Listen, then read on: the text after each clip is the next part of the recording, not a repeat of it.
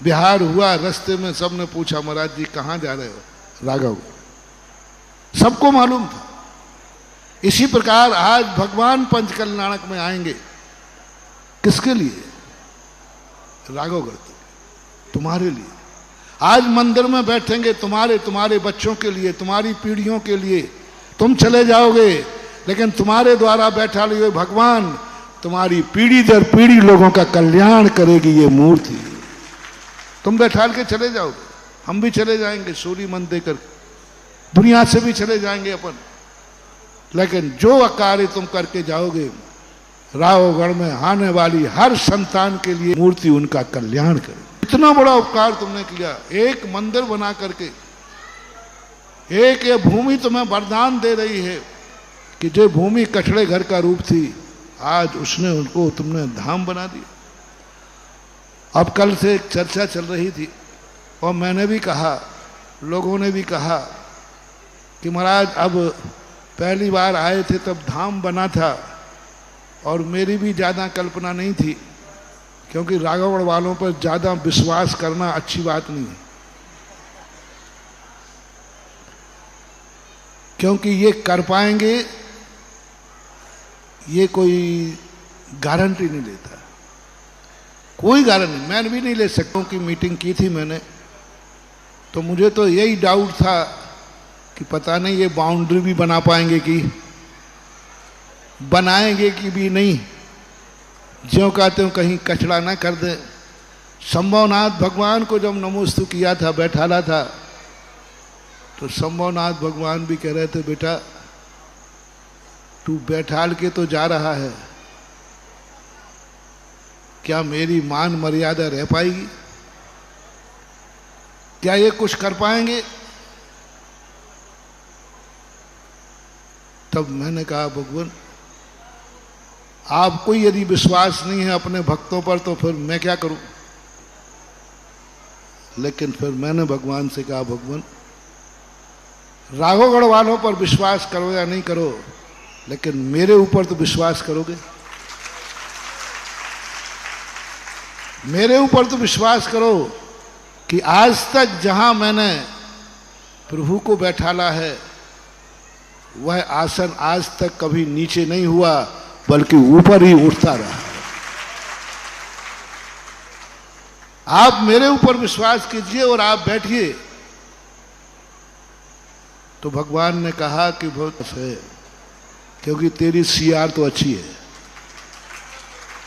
लेकिन मैंने कहा भगवान मेरे ऊपर जो विश्वास आप कर रहे हो, मालूम मैं किस दम पर दे रहा हूं, मैं किस दम पर बोल रहा हूं, क्योंकि मुझे तेरे ऊपर विश्वास है।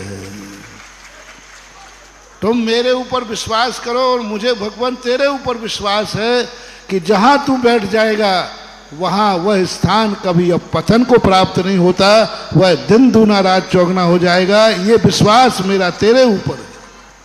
शंभवनाथ भगवान को हमने इस एरिया का राघवगढ़ के लिए इष्ट माना था, और हर व्यक्ति से मैं कहना चाहता हूं राघवगढ़ का हर व्यक्ति, राघवगढ़ का हर रिश्तेदार शंभवनाथ भगवान को अपना इष्ट मान ले, क्योंकि राघवगढ़ के लिए शंभवनाथ ही वरदानी भगवान हैं।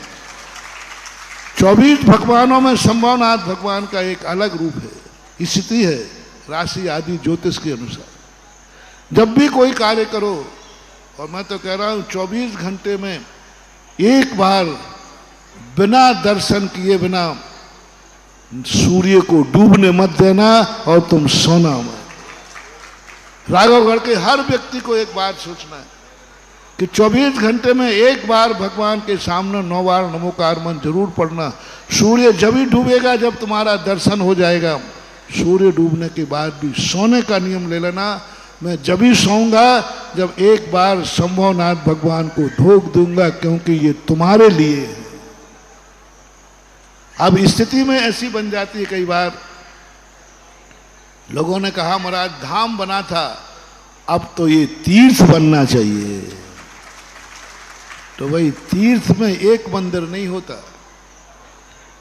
हमारे पास लोगों ने चर्चा भी की, कल भी चर्चा की, कल मंदिर देख रहा था तो यूं चर्चा आई कि महाराज इसको तीर्थ कैसे बनाया जाए। तो एक व्यक्ति बैठा के बोला, यहां जब तीर्थ में एक मंदिर नहीं होता, 24 जिनालय बने तो वन तीर्थ बन जाता है। 24 मंदिर बने।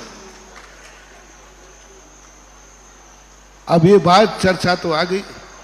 हमने महाराज जी से, विशद सागर जी से चर्चा की, तो बोले महाराज जी राघवगढ़ वालों पर विश्वास मत करना। मतलब क्या बात है, जो देखो वही तुम्हारी गारंटी नहीं ले रहा है। पिछले बार संभवनाथ ने गारंटी नहीं ली, सागर जी यहां बैठे थे, ये गारंटी नहीं ले रहे।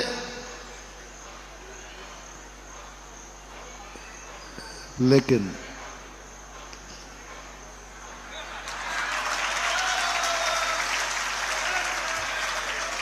मुझे विश्वास है, क्योंकि आज जिस ढंग से कल बोलियां लगाई गई, जिस ढंग से लोगों ने उत्साह दिखाया, कल से सारे भारत में चर्चा है। तुम्हारे साथ मेरी ख्याति बढ़ गई कि लोग कहते, तभी समझ रहा था सुधा सागर महाराज इतनी गर्मी में क्यों जा रहे हैं। बनिया और सच्चा साधु माल देख करके जाता है, ध्यान रखना, माल देख करके। तुम लोग मेरे ही पीछे क्यों। बहुत सारे महाराजों को ला सकते थे, हमने तो विशद सागर जी से सीधा सा कह दिया था। मैंने कि देखो मुझे परेशान मत करो, दूरी बहुत है, तुम ही पंचकल्याणक निपटा दो और पंचकला कर दो, मेरी अनुमति है, चिंता मत करो। इन्होंने कहा नहीं, पंचकल्याणक तो क्या, मैं वेदी प्रतिष्ठा भी नहीं करूंगा, आना तो आपको ही पड़ेगा। और फिर मैंने भी मन बनाया। आज सारी दुनिया में जब सौधर्मेंद्र की, माता पिता की बोलियों की चर्चा हुई, सारे भारत में ये भाव आ गया और सब खुश हुए। मालूम, इसलिए महाराज जी गर्मी में दौड़ते हुए इसलिए गए कि वहां के भक्तों का उत्साह देखो। इस एरिया में पहला मौका है, शायद गुना जिले का पहला अवसर है, जो कल जिस प्रकार की बोलियां लोगों ने उत्साह पूर्वक, जिस प्रकार के समाज ने उत्साह दिखाया, वह उत्साह सारे गुना जिले का तो कम से कम इतिहास का पहला अवसर है। जय हिंद। अगर आपको मेरी वीडियो अच्छी लगती है तो प्लीज़ मेरे चैनल को लाइक करें, शेयर करें और सब्सक्राइब करें। Thank you.